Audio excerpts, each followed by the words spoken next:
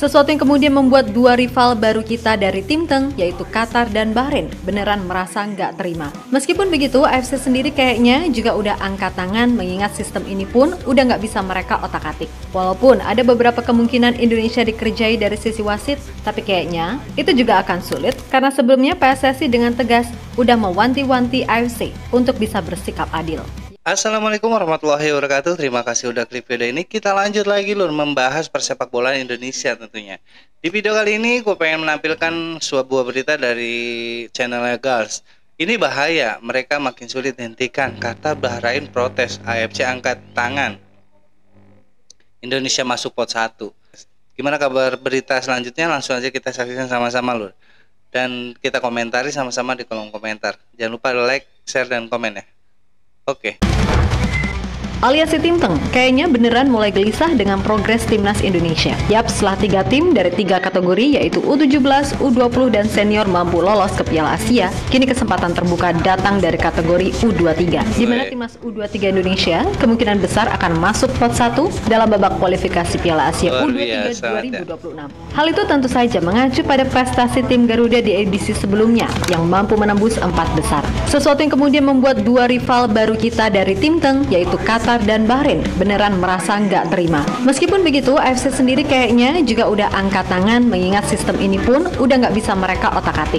Walaupun ada beberapa kemungkinan Indonesia dikerjai dari sisi wasit, tapi kayaknya itu juga akan sulit karena sebelumnya PSSI dengan tegas udah mewanti-wanti AFC untuk bisa bersikap adil. Yap, secara umum, AFC tahu kok resiko yang bakal mereka hadapi jika kembali berulah, apalagi sekarang Indonesia punya sosok-sosok kuat yang berpengaruh seperti Erick Thohir dan juga Presiden Prabowo yang bisa melakukan gebrakan tak terduga. Oke. Nah, itulah suatu yang diperlukan suatu pemimpin yang berani lur ya, udah punya integritas tinggi dalam dunia. Jadi dunia negara-negara lain tidak berani macam-macam dengan Indonesia kalau misalnya pemimpinnya tegas dan berwibawa ya, apalagi Pak Prabowo ini adalah mantan sejarah tentara. baru tercipta.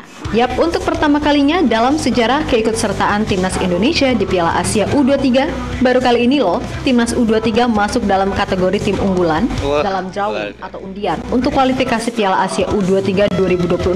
99,9% timnas U23 bakal masuk dalam pot 1. Yap, kemungkinan ditempatkannya Indonesia dalam pot 1 undian kualifikasi Piala Asia U23 tentu tidak terlepas dari prestasi luar biasa tim Garuda yang mampu menembus semifinal Piala Asia U23 2024 lalu. Padahal ketika itu, semua tahu kan perjuangan tim Garuda sangatlah berat, berstatus sebagai tim debutan dan termuda di antara tim U23 lainnya. Indonesia mengalami ujian mental luar biasa ketika mereka dikerjai habis-habisan di match pertama saat bersua tuan rumah Qatar. Tentu saja ketika itu kita sangat gedek melihatnya karena akhirnya Indonesia pun menyerah 2-0. Namun di laga berikutnya melawan dua tim kuat lainnya, Indonesia mampu menang 1-0 melawan Australia dan menghajar Jordania 4-1 untuk kemudian mencetak sejarah lolos ke 8 besar. Nggak sampai di situ, di babak 8 besar yang menjadi momen paling dramatis karena kita harus ekstra mati-matian buat meladeni Korea Selatan sampai babak adu penalti. Dan dengan tekad yang kuat, kita berhasil menang dan lolos ke semifinal. Walaupun akhirnya gagal melaju lebih jauh termasuk ke Olimpiade, tapi perjuangan timnas U23 ketika itu benar-benar mantap luar biasa. Perjuangan Garuda nggak pernah bakalan bisa kendor lur ya, selalu semangat walaupun apa situasi.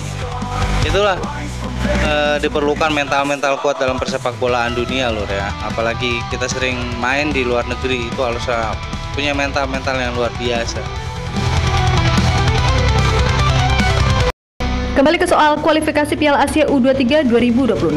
Nantinya Indonesia sendiri kemungkinan besar akan berada satu pot dengan tim-tim macam Thailand, Vietnam, Jepang, Korea Selatan, China, Tajikistan, Uzbekistan, Qatar, Irak, dan Arab Saudi. Nah, untuk total jumlah pot, diketahui AFC akan membagi 4 pot dengan anggota AFC sebanyak 44 negara, yang mana satu pot berisi 11 tim. Jelas dengan masuknya Indonesia ke pot 1, seenggaknya nih, akan ada 3 keuntungan yang didapat. Pertama, peluang lolos pasti lebih besar, karena timnas U23 bisa menghindari para tim-tim kuat dan selalu diunggulkan di Asia seperti Jepang, Korea Selatan, ataupun Uzbekistan. Kemudian yang kedua, kans Indonesia untuk menjadi tuan tuan rumah di kualifikasi sangat bisa terjadi. Di kualifikasi Piala Asia U23 2024 kemarin, Timnas Indonesia U23 juga ditunjuk menjadi tuan rumah untuk grup K. Nah, dengan berada di pot unggulan, maka ya bisa aja hal itu terulang lagi.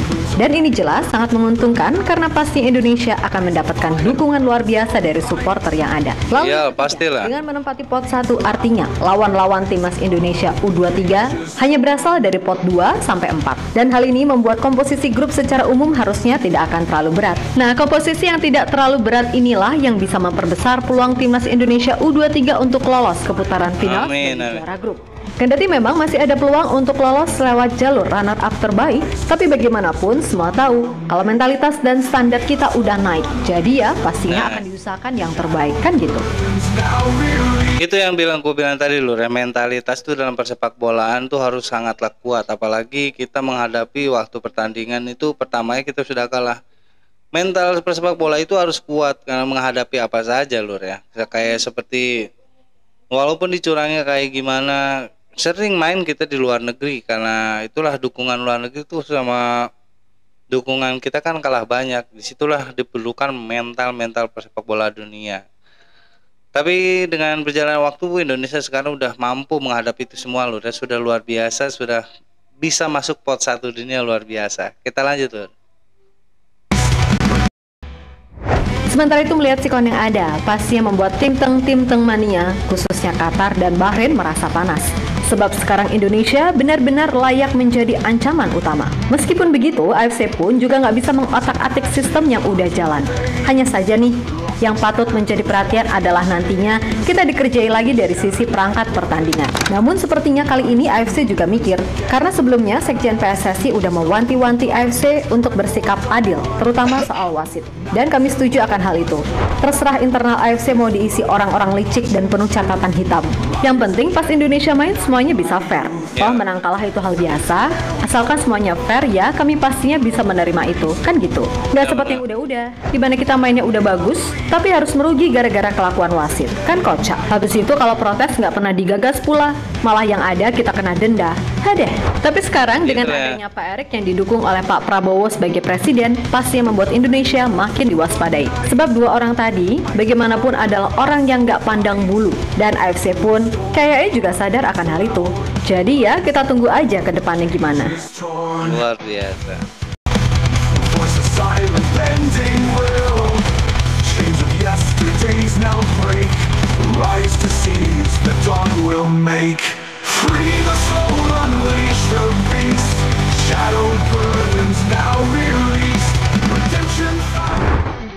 Di sisi lain melihat gimana pencapaian timnas secara umum dan berkala, Pak Erick mengaku senang kalau level timnas Indonesia udah naik kelas, di mana itu dibuktikan dengan tim U17, U20 dan senior yang udah lolos. Plus kemarin di Piala Asia U23 2024, timnas Indonesia juga berhasil menapaki level yang tinggi. Atas dasar itulah Pak Erick meminta semuanya untuk dimatangkan lagi karena pastinya tantangan yang dihadapi pun jauh lebih sulit. Dan soal timnas senior, Pak Erick mengatakan kalau beliau udah menyampaikan segala hal termasuk evaluasi dan lain-lain kepada Coach Shin. Jadi ya semoga saja timnas Indonesia di semua kategori bisa menunjukkan performa yang bagus. Sudah 4-4-nya lolos, artinya kembali kita sudah mulai naik kelas. Tim U17 kita, tim U20 kita, tim U23 dan tim senior lolos Piala Asia.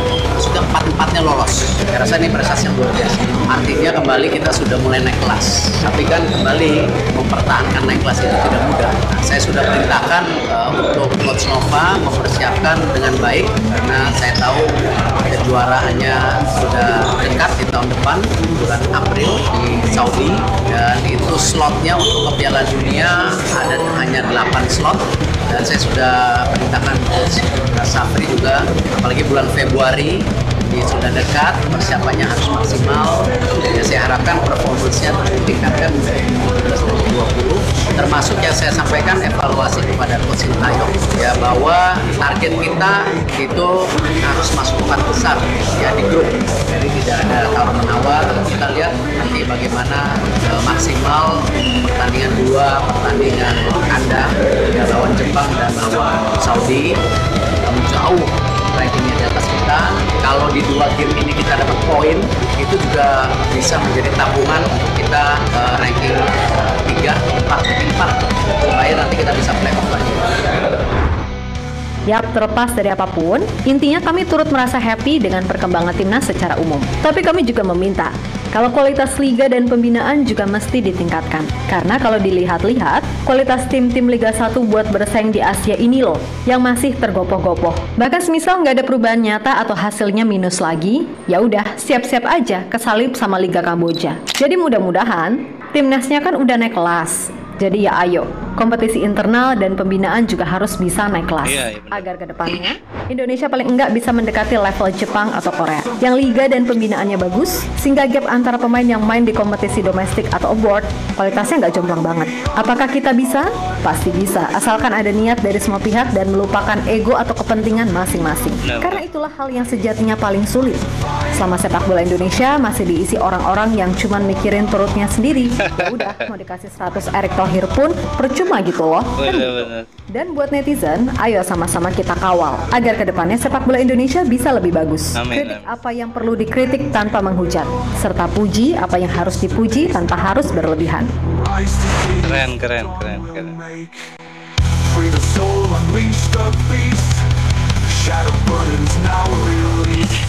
Pokoknya semua itu berkat ya pemimpin yang luar biasa lur ya, hingga persepak bola Indonesia maju pesat ini karena pelatihnya yang luar biasa juga, dari ketua PSSI-nya dan juga dari presiden yang selalu mendukung apapun itu kegiatan dari persepak bola Indonesia.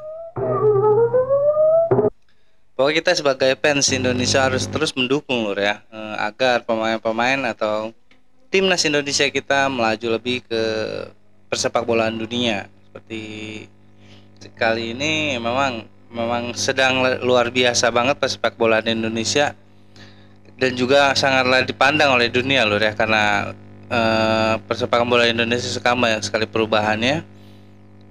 Masuk ke pot 1 aja sudah luar biasa, banyak sekali dari bangsa-bangsa lain yang cemburu atau ingin sekali ya loh ya sebenarnya seperti Indonesia. Tapi semua itu bukanlah hal mudah, semua itu butuh perjuangan yang luar biasa. Tapi Indonesia bisa melalui itu semua, luar biasa banget. Pokoknya kita dukung terus Indonesia lur, semoga tetap jaya, dan juga tidak ada lagi kecurangan-kecurangan dari bangsa Arab pada kita. Sekian reaction dari gue kali ini lur, kurang lebih gue minta maaf. Assalamualaikum warahmatullahi wabarakatuh.